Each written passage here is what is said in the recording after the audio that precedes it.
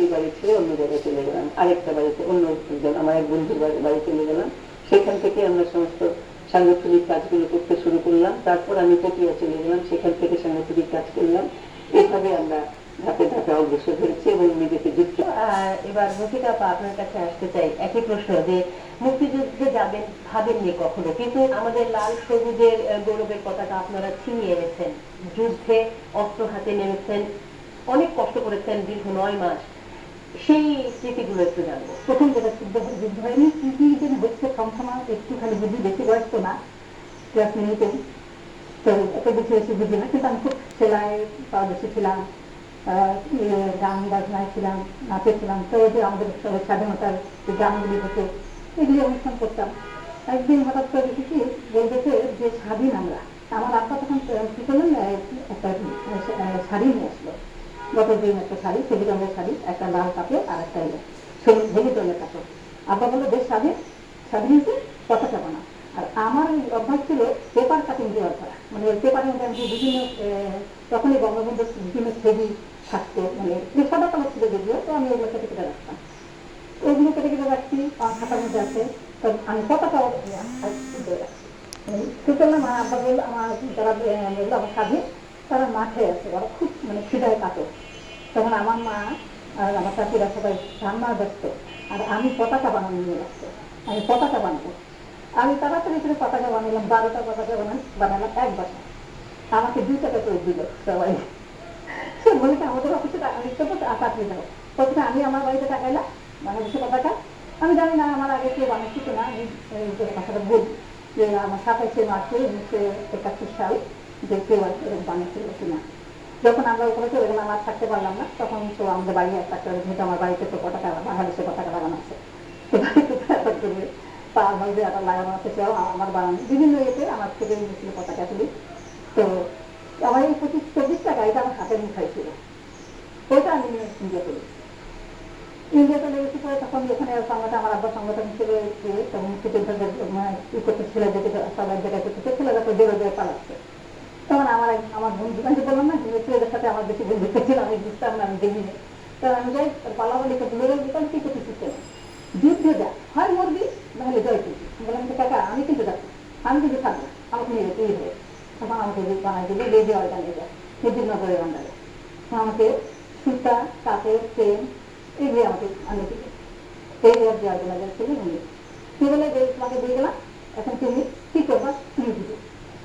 তখন বললো যে মহিলারা যা আছে, মেয়েরা যা আছে, আমাদের মতো যে মেয়েরা আছে তারা তো বেঁচে আছে, এদেরকে নিয়ে আমি যে ওই যে বললাম যে আমাদের ইয়ের কাটিং ছিল, ওই যে পতাকার কাটিং ছিল, ওই যে শেখ মুজিবুরের বিভিন্ন পেপার কাটিং ছিল। এখন যেটা যে আমাদের এবারে যুদ্ধ, স্বাধীনতা যুদ্ধ, মুক্তি সংগ্রাম ছবিগুলো ছিল না, আর ওই ছবিগুলো আমি বাংলাদেশের পতাকা, বাংলাদেশের ম্যাপ আঁকে ওখানে এই রং দিতাম, যে কোন জেলা কোন জন্য বিখ্যাত, ওই রং দিয়ে এটা ম্যাপিং করতাম করে মাঝখানে মধ্যে বঙ্গবন্ধু, কখনো বাংলাদেশের উপরে, কখনো বাংলাদেশের ভিতরে, কখনো বাংলাদেশ লিখে বিভিন্ন বঙ্গবন্ধু ছবি আসতাম। এতে যখন আমি দিতাম তখন সেটা বাংলাদেশকে চেনাতে হবে, যে বঙ্গবন্ধু এবং বাংলাদেশ কিভাবে চিনবে, তোমার এগুলি কাজে লাগবে। তো তুমি এই আইডিয়া তৈরি ধরে করলাম, কিন্তু আমার মাথা চলে আসছে। হ্যাঁ, আমি দেখেছি আপনার হাতের কাজগুলো, দেখেছি মুক্তিযুদ্ধ চলাকালীন যেই সময়গুলো আপনি আপনার হাতের সুনিপুণ কারিগর দিয়ে ফুটিয়ে তুলেছেন খুব সুন্দরভাবে। দুইজনের কাছে আমি একটি প্রশ্ন রাখবো। 25শে মার্চের কালো রাত্রিতে, 26শে মার্চের সেই দিনটি, এই বিষয়টি কেমন ছিল ওই মুহূর্তে, এবং সেই বিভৎস স্মৃতিগুলো এখনো কি আপনাদের তাড়া করে বেড়ায়? সেটা তো কোনোদিন মন থেকে যাবে না, স্মৃতি থেকে যাবে না। আমরা সেদিন আচমকা সারা চট্টগ্রাম শহরের উপরে যে বম্বিং শুরু হলো, সেটা কত বিল্ডিং এ পড়েছে জানি না, আমাদের বাড়িতে পড়ে নাই, সেজন্য আমরা বেঁচে গেছি। কিন্তু সবাই যে সেই খাটের নিচে যে ঢুকে থাকা, কেউ উপরে থাকতে পারছিলাম না, খাটের নিচেই সবাই লুকিয়েছিলাম, পড়লেও যেন অন্তত চকিটা যেন আমাদের বাঁচায়, ছাদ যদি ভেঙে পড়ে। তো সেদিনের, এবং সেদিনই আমার বোন, আমার নিজের বড় বোন, সে চট্টগ্রাম মেডিকেল কলেজে পড়তো, এবং তার আগের দিন সে পাহাড়তলিতে দাঙ্গা হয়েছিল, অর্থাৎ বিহারীরা বাঙালিদেরকে কেটেছিল, তো সেই যে বিভৎস সব রক্তাক্ত ইন্ডেট বাঙালিদেরকে সবাইকে আনা হচ্ছিল হসপিটালে, এবং সে রক্ত দিয়েছে, সারা মেডিকেল কলেজের স্টুডেন্টরা সবাই রক্ত দিয়েছে, গড় কর্তা সবাই রক্ত দিয়েছে তাদেরকে। তো সেই অবস্থায় সে বাসায় এসছে, এবং বাসায় রাত্রে ছিল, ওই যখন বম্বিংটা শুরু হলো সেই মুহূর্তে তার হার্ট অ্যাটাকের মতো হয়ে গেল, ভয়ঙ্কর রকমের কাঁপুনি হচ্ছিল, তার অসুস্থ হয়ে গেল। আমরা ওই অবস্থায় আমাদের মনে হচ্ছিল আমরা আজকে বোধহয় তাকে হারাবো। তো যাই হোক, সেটা একটা বিভৎস রাত ছিল আর কি, এবং সেটা কখনোই আমাদের স্মৃতি থেকে যাবে না। রফিকা আপা, 25শে মার্চের যে কালো রাত্রিতে যেই বিভৎস ঘটনাটি ঘটেছিল, এরপরে 26শে মার্চ দিনভর যেই নির্যাতন, এগুলো তো আপনারা সচক্ষে দেখেছিলেন, এবং জনতা কিন্তু গর্জে উঠেছিল সেই রাতের এবং সেই দিনের বিভৎস ঘটনা দেখে। সেই অনুভূতিগুলো একটু আমাদের জানাবেন। সেদিন মানে কি যে অবস্থা, ওটা আসলে মানুষ ভাষায় বলে প্রকাশ করা যাবে না। এখনো মনে হয় বুঝতে কাজ করতে, এখনো ভয় পাই। তখন খুব মানে লাগতেছিল, খুবই মানে বলছে তোমরা পাই যাবে না, আমার কাকা আমার বাবা বলছিল না তোমরা পাই যাবে না। আর আমরা দুইটা বোন পরে সেটাকে দেবো, দুটোই বড় আছে। তো ওই বড় সে আমার মেয়েদেরকে নিয়ে তো বেশি ভয়। তো যদি যে এরা যে বাসায় আছে, এটা যেন আশেপাশের লোকজনও না জানে যে বাসায় আছে। তখন আব্বা আমাদেরকে যে তোমরা আমাদের খাতে নিচে যেটা দিয়ে বলেছে যে তোমরা যে আসছো কোনো শব্দ টব্দ কিছু করে না।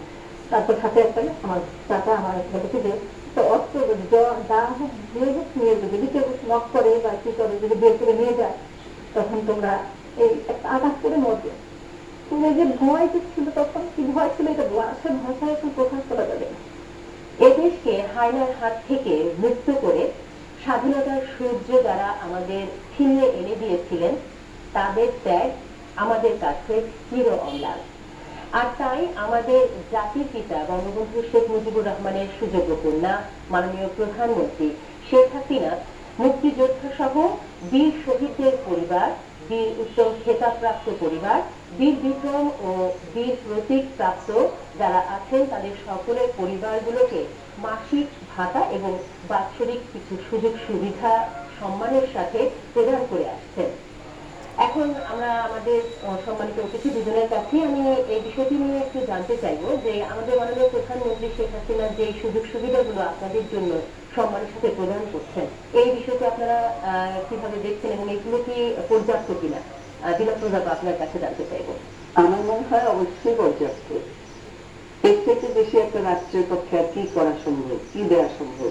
এত মুক্তিযোদ্ধা, এত মানে বিশাল তালিকা, তাই না? মাননীয় প্রধানমন্ত্রী যে মুক্তিযোদ্ধাদেরকে এই সম্মানটা জানিয়েছেন, এটা তো মানে অপরিসীম একটা মর্যাদা দেওয়া, এবং সেটার জন্য আমি অবশ্যই মাননীয় প্রধানমন্ত্রীকে ধন্যবাদ জানাই। এবং এটার জন্য নিশ্চয়ই অনেক অনেক মানুষ, সকলেই আমরা উপকৃত হচ্ছি এবং হব। এবং মানে আমি মনে করি যে এটা একটা রাষ্ট্রের জন্য যথেষ্ট যথেষ্ট করা আর কি। মাননীয় প্রধানমন্ত্রী আমাদের মুক্তিযুদ্ধের স্মৃতি সংরক্ষণে যে পদক্ষেপগুলো নিয়েছেন, এটাকে আপনি কিভাবে দেখছেন? অবশ্যই এটা এটা মানে অত্যন্ত আমরা গর্বিত। এগুলো আমরা দেখতেই বাংলাদেশে আমরা দেখতে পেরেছিলাম। এখানে যেন মুক্তিযোদ্ধাদের পর্যাপ্ত সম্মান হয়, স্মৃতিগুলো রক্ষা হয়, যাদের জন্য আজকে আমরা এই দেশটা পেয়েছি তাদেরকে যেন সবাই মনে রাখে, তাদের জন্য তাদেরকে যেন সম্মান করে, এটাই আমাদের চাওয়া ছিল, এবং সেই চাওয়াটা আমরা পেয়েছি। এটার জন্য আমরা মাননীয় প্রধানমন্ত্রীকে ধন্যবাদ জানাই, এবং এই কাজগুলো যারা করছে সকলকে আমরা ধন্যবাদ জানাই। মাননীয় প্রধানমন্ত্রী শেখ হাসিনা যে উদ্যোগের ফলে কি কি সুযোগ সুবিধাগুলো পাচ্ছেন? আমি ভাতা পাচ্ছি, প্রতি মাসে ভাতা পাচ্ছি। আর এছাড়া মুক্তিযোদ্ধাদের নিয়ে যত অনুষ্ঠান হয় সেখানে আমার কাছে কার্ড আসে, অধিকাংশগুলোতে অংশগ্রহণ করতে ভালো লাগে, কারণ সবাইকে দেখি, পুরনো সবাইকে দেখি, আমাদের বন্ধুদের সবাইকে দেখি যাদের সাথে একসময় সময় কাটিয়েছি, এবং অত্যন্ত গর্ববোধ করি। এটার জন্য সবাইকে নিয়ে সম্মানিত বোধ করি। রফিকা আপা, আপনার কাছে একই প্রশ্ন, যে এই যে সুযোগ সুবিধাগুলো পাচ্ছেন, এতে আপনি কতটুকু সন্তুষ্ট? অনেক অনেক অনেক সন্তুষ্ট। কারণ হচ্ছে কি, আমি যে বয়স এখন আছে, 71 বছর বয়স, আমার কতটুকু মূল্য আছে? মানুষ বয়স বাড়ে, মূল্য করে যায়, কিন্তু সেটা দিতে পারি না আমরা এখন।